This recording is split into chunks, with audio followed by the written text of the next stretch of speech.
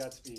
Gotcha. What's going on, everybody? It's your boy Terrence Green here with Black Tree TV. About to get an ill haircut, line up, talk that good old barbershop talk like we do everywhere else in the world. You already know. Yeah.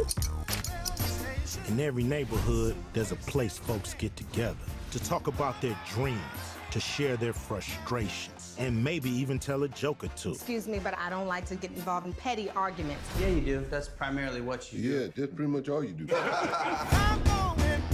It's a home away from home. Turn that up! And these aren't just friends. Come here, girl. They're family. Check her out. Oh, there is a guy. Send me there. The only man that you could trust is the one up above. Each one of y'all want a super thug that's got 3 degrees from Harvard. Meanwhile, you pass up corny dudes like Gerard every day. Don't no woman want no moist Duncan Hines ass dude like Gerard. Guys, I'm standing right here. I can hear you. Thanks for taking the time out to talk to me, man. Congrats on all the movies. They're all great. This one in particular really touched home for me. I feel like you spent a lot of time really trying to influence the youth because of their environment and stuff like that. And being one of those kids that was that kid, I felt like we never listened to you guys. We never, no matter how much wisdom you preach on us, we don't. We always listen to our peers, or we listen to the people we're around. How can we influence kids by putting like better people around them or something like that, like the good kid, the good athlete or someone like that instead of the thug or something? Well, you know, I believe, you know, some are listening, some aren't. You know, I think that the key is to keep talking, because you never know, you know, when you're going to plant that seed in a kid who's on the fence. I think it's important to try to get to, you know, our youth young, you know, before they make that decision if they want to be, you know, hardcore or want to be, you know, regular kid. And so I just think we have to do those things, and we have to look at the people we can influence in our own lives. You know, your cousin, your brothers, your nieces, your nephews. They look up to you. They watching you. They seeing everything you do. And if you come in and tell them the right thing, if you don't tolerate foolishness from them, if they know when you know, Unc hit the door, I got to be right, or he gonna clown me. You know, so those kind of things I think are necessary. You know, people gotta fall in line a little like they used to. You know, I just like, I've always, growing up in like a tough environment, I've always, like, when I would see the like negative stuff happen, I just automatically didn't want no part of it. And I would always argue with my friends and stuff and try to go left from it and influence them to do right.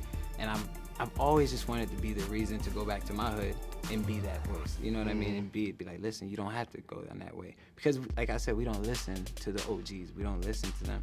I just want that reason. I want something to change from that. Why don't people, like, to me, you were one of the smartest people in the film.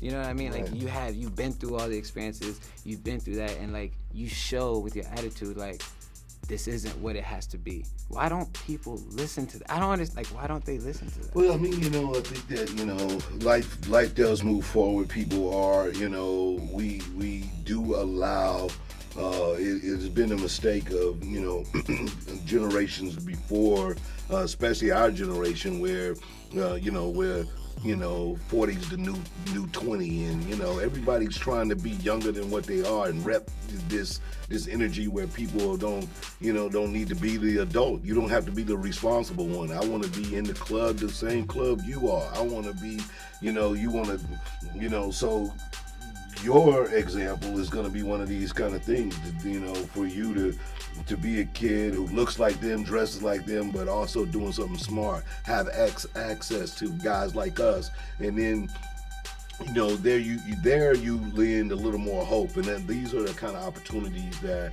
we know that we need in our neighborhoods, more so than, you know, fast money and dope money and street money. People need to know that they can believe and be great doing other things.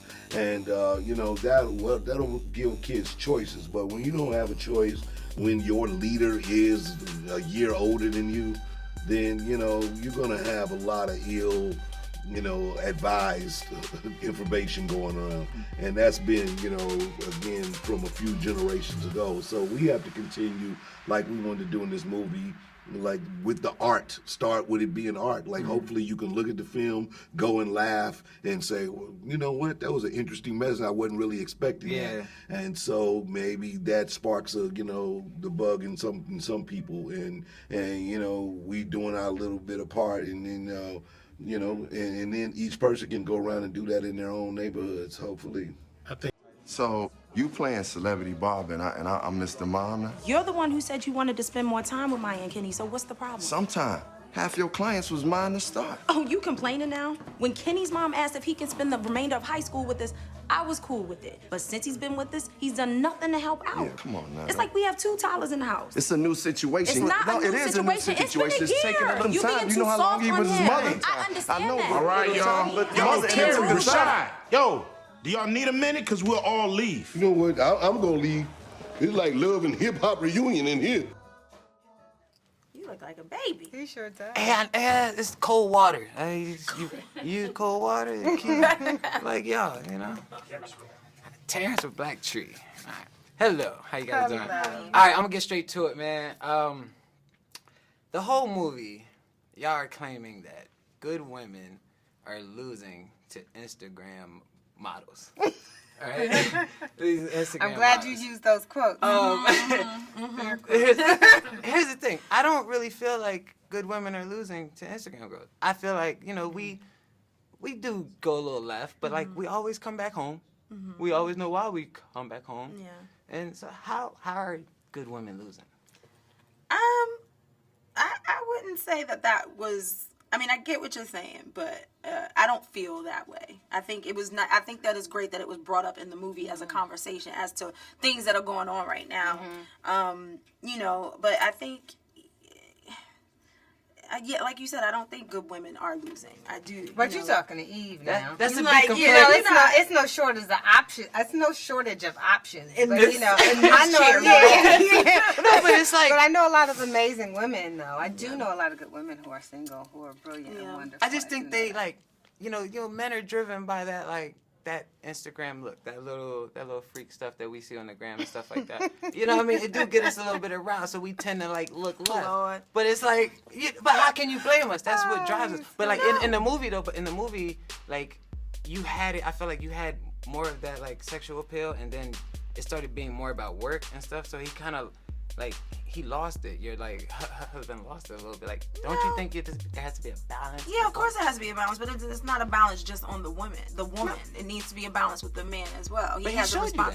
He has a responsibility, and she showed up as well. Yeah, but she wasn't home doing nothing. I mean, Right. she was out. She was out working. She was out working, but you Which still you gotta have to keep. do. Yeah, but you have to keep She offered that him that. drive. She was right there, like, come get it. Exactly. Well, You know, but you, exactly. how He was didn't- it though? It wasn't even like you was really trying to get But it. You was like, he come on. He felt come on. emotionally Yeah, ignored. that And the needed, truth it was is, more emotional. women have dealt with that for Years. I mean, Ever. decades. Yeah. beyond. Emotional. Yeah.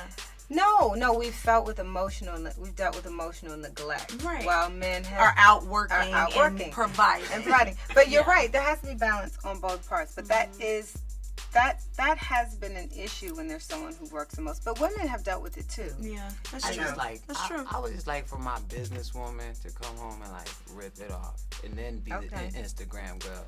Like You want it all. Yeah, Yeah, she's you got to do. be the Instagram girl. And how much are you giving up? I'm doing both. I'm just saying like I am. If I'm the then I'm Instagram like, girl, I'm not working. Yeah, that takes That's a my lot of job. time. The- That takes a lot of time. If I got to You go see, do hair, makeup, there's heels, too many things. I can't work. There's too many things. Yeah. Too much. I can't come home from work and rip it off. Yeah. I got to be home all day Right. so that when you get home from work, I can rip it off. Right. That's You know what? That's a good good way to put idea. So just a little bit half and half, but still It's like 80-20. 80-20. Yeah. Hey, I gotta Like hit the I'm gym. only doing nonprofit work at that point.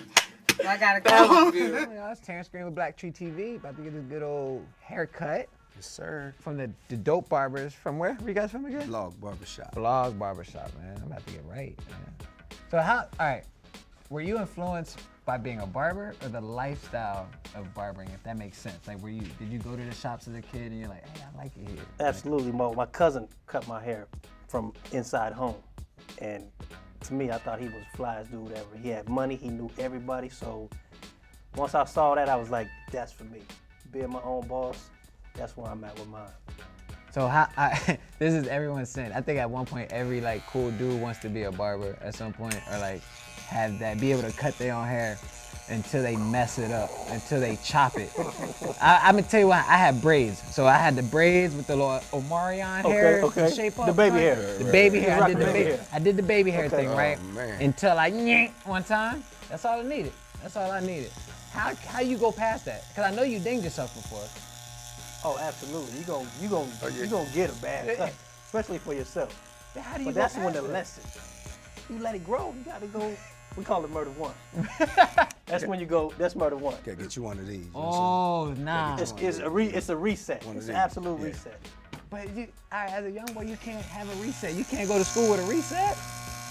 Yeah, that's when you stay home. For Really? a little bit. Most moms let you stay home. Most parents let you stay home a day or two to get at least a little scrub. Y'all got like barbershop rules? Like, is it like y'all just go for it in the shop? Is y'all shop pretty much open? Like as far as joking and clowning. clowning. Oh, the gloves are off. The As soon as gloves you come are to the door, either you gonna be able to take it and dish it, or it's not the spot for you. Right. all right, hey, oh, nah, this is what I want to talk about. This means something to me. Hey, check it out. Y'all gonna hate this. Hey, all right, so what's the average price for a shape up? Shape up? Shape up. Shape up. Like a lineup. We call that frame. We call it a frame. That's a Okay, frame. a frame. For just the hair, no beard, is $10 frame. $10 frame. All right. You ever try to get somebody to get the frame, and they like, hey, can you like just fade this side a little? All the Look at time. All the time. Hey, hold All up. the time. Look, can you blame us though? Because we don't think it's really a haircut if you just, you know what I mean, right here.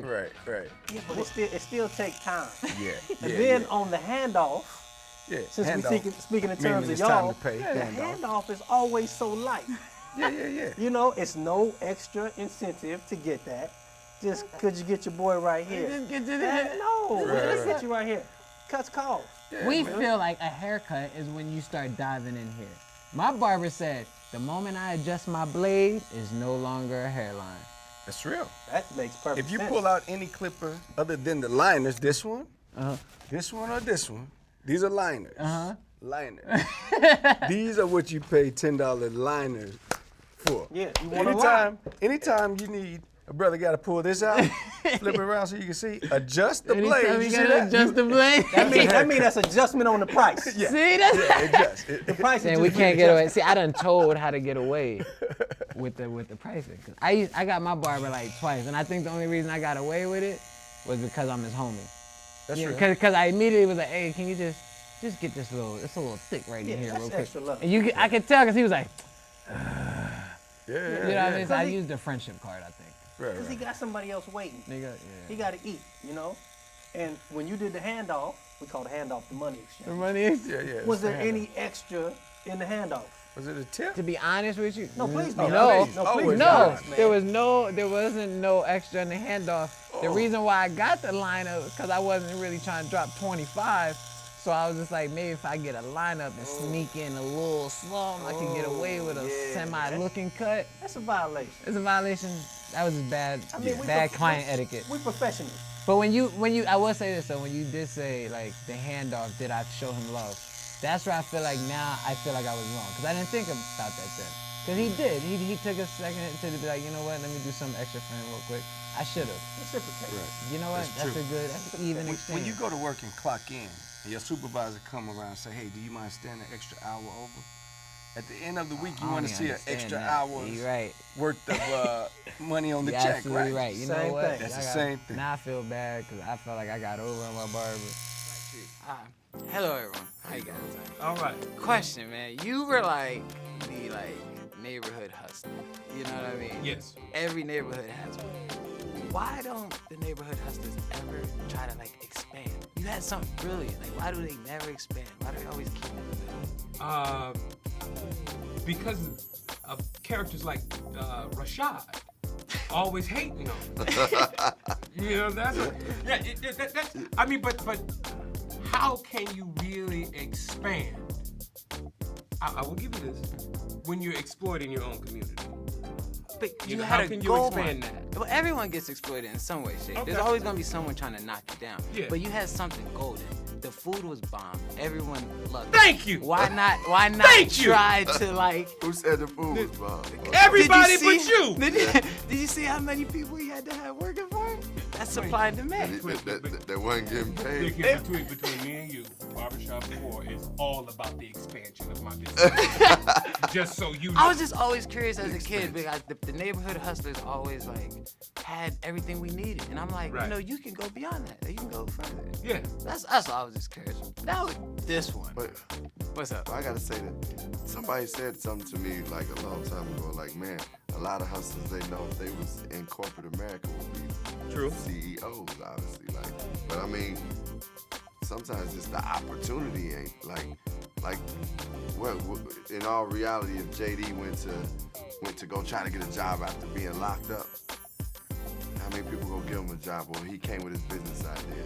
But he You had know? already had a good clientele base. That's the only thing that had. See, this brother He believes had in JD. like he had. Rashad. I mean, This I would brother have encouraged. believes in JD. I would have wanted JD to get a good job too. As long as he wasn't exploiting the people, I'm cool with it. Right, Joey, was it? What's going on, hungry black folks?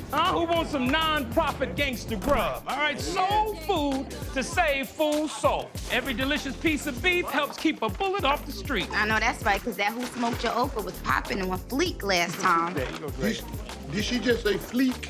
Don't just make up words, right? There's a whole dictionary full of words. There's a library down the street, Webster's dictionary. Go in there and flip through it.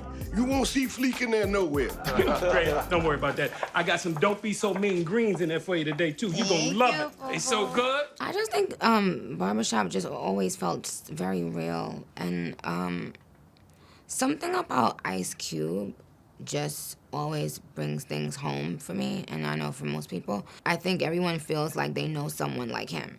Like, you know, Calvin is someone, it's either your brother, it's a hardworking cousin or uncle or father or someone that is from the hood but wants to get out the hood, that thinks, you know, there's a better life here, you know, somewhere for his children. All right, I'm gonna say this one thing, and I know y'all not gonna tell yourself, but I was listening in the barbershop the other day, and one of my homeboys said that his client was really like rude. Like the whole time, he just had, I don't know how you can be rude in a chair, but I felt like I believed him. You know what I mean? Like he was doing some asshole stuff or whatever. He said he pushed him back on purpose. Pushed his line back? He pushed his line back. We don't do that's that. violence. Yeah, that's not cool. You marketing yourself. Right. The thing is, somebody's going to ask who pushed you back. So regardless if you think you're getting over on somebody by pushing them back, You lost. you're still advertising yourself. So it's that's no good. That's a thumbs down situation. That's dope, man. Hey, what would y'all say the environment in y'all shop is like? Everyone's shop is different. I know it's open, talking and stuff like that. It's really just like this, except more people, more more conversations. It's about the people. The walls don't matter. It's the people that are within the walls. How do you, besides word of mouth or something like that, how can barbers like really get out there? Like how do you get? There's nothing better than a fresh haircut. So it's just That make sure says it you all. do fresh cuts and it'll come across. they Because go you're out right, the because people do ask me who cut me. Right. You know what I'm saying? It could be good, could be bad. You never know. You know what I mean?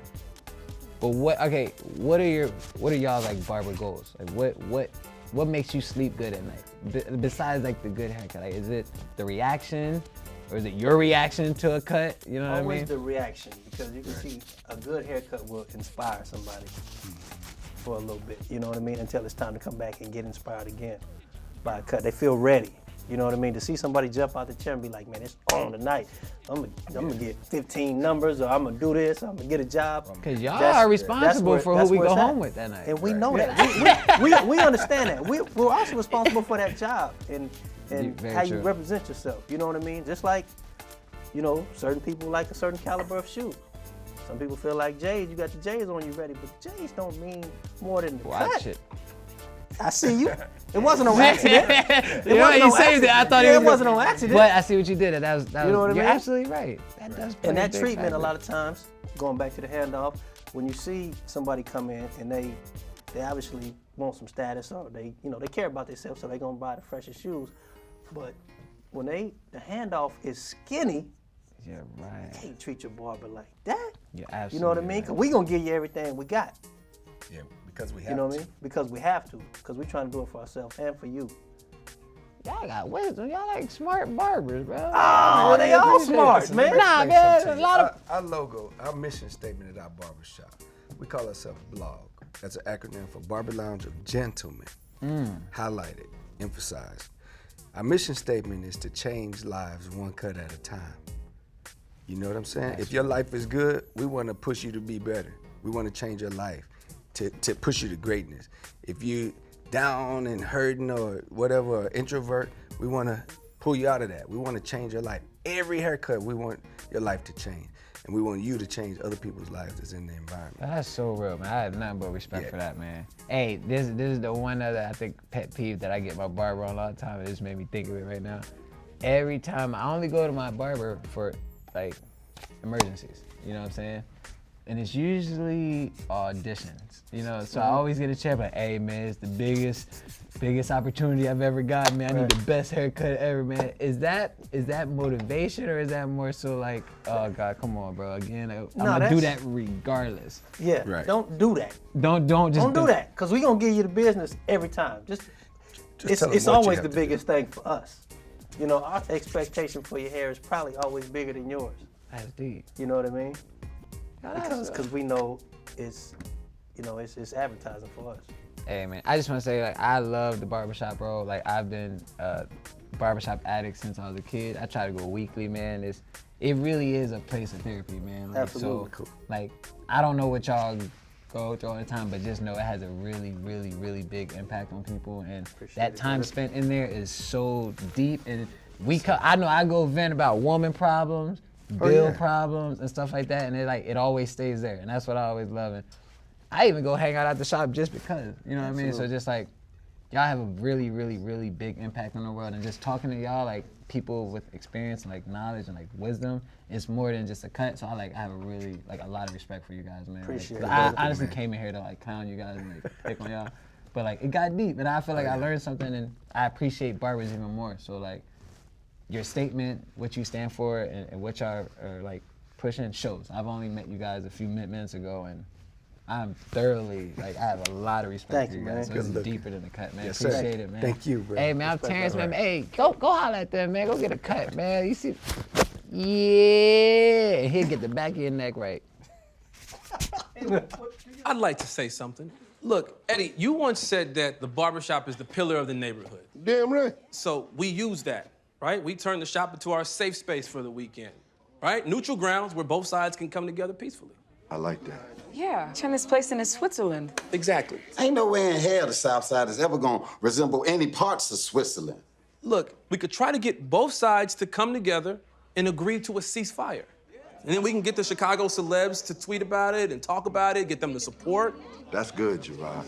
You know what? He's right. That means that we have to give them something to see. Yeah, maybe we could just give away free gifts, like a radio promotion. Yes. Yeah. And who's supposed to pay for these free gifts? Dre's right. We need some incentive to bring people out. Yeah. I don't want to state the obvious here, but this is a barbershop.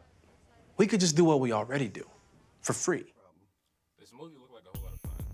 Like working with the cast, what was that like? It seemed like you just had a bunch of answers on that. Yeah, you know, it's always hard work. You're talking about being in one room for 3.5 to 4 weeks. It's tough, you know, when you're trying to cover everybody at the same time. Talking 15 actors, it's not an easy thing, but you know, everyone makes it enjoyable because everyone's down for the same thing.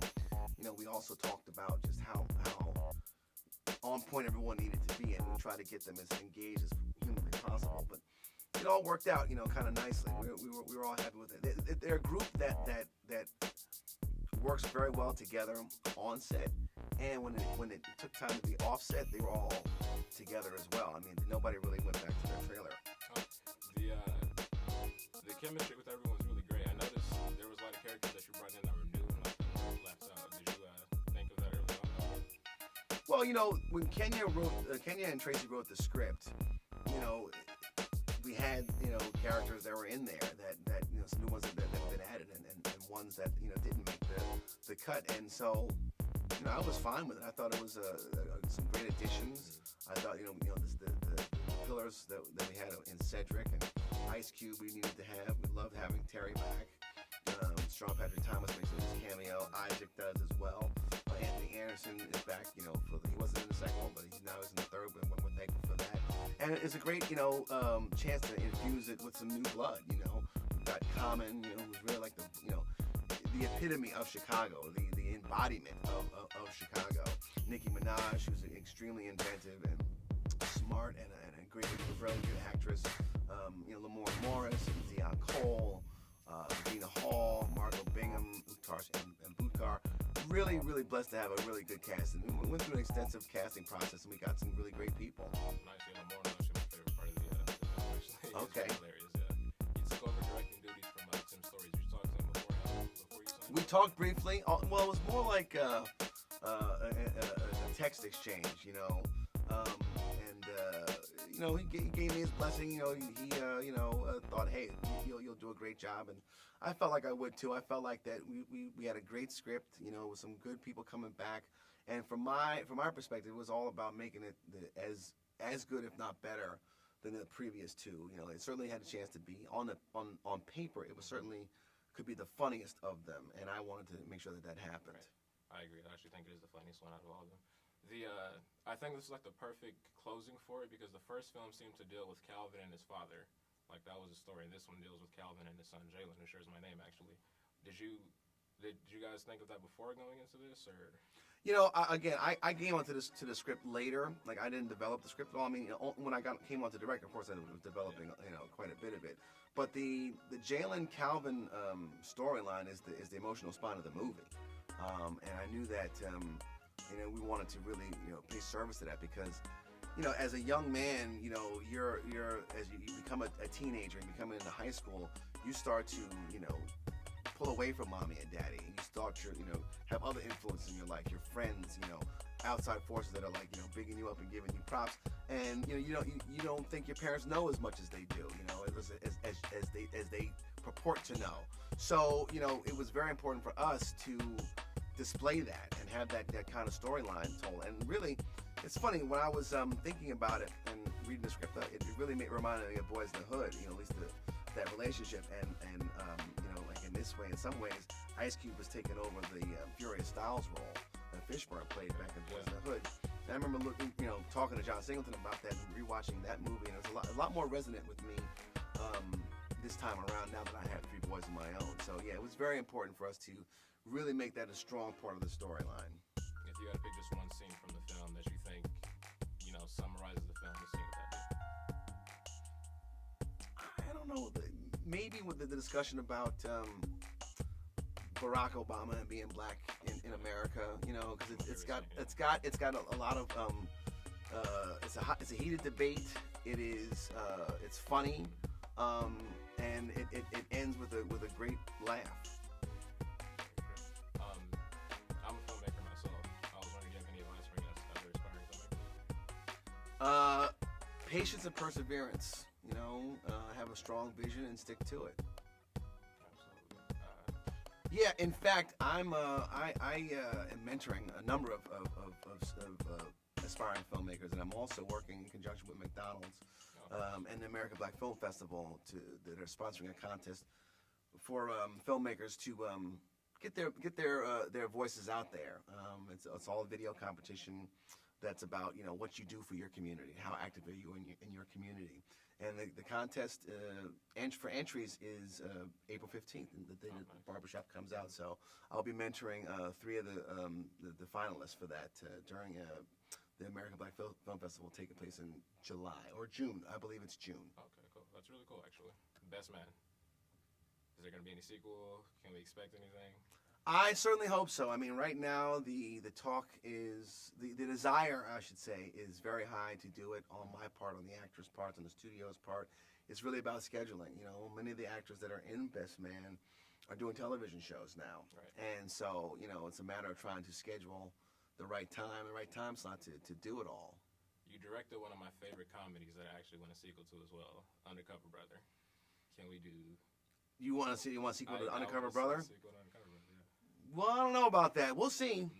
Time will tell. Hopefully. I don't know if Dave Chappelle's ever going to do another movie. that's probably gonna be the issue there. But like I said, man, I really enjoyed the film. Okay, great.